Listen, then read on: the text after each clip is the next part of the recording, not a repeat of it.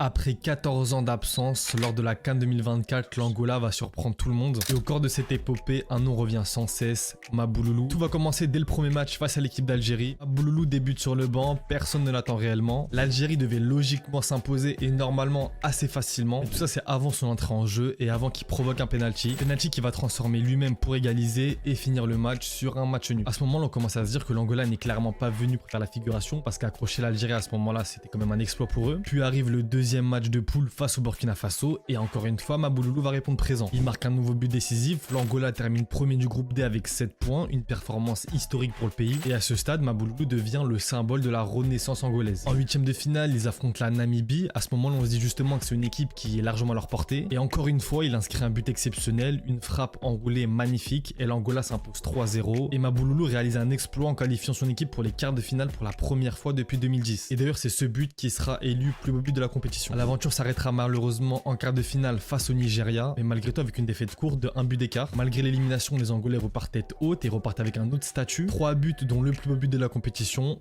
Mabouloulou n'a pas seulement marqué les buts, il aura marqué les esprits, il a rendu sa fierté à tout un pays et aura laissé une trace indélébile à travers cette CAN. Et qui sait peut-être que lors de cette Coupe d'Afrique au Maroc, il pourra nous refaire des siennes et c'est ce qu'on attend.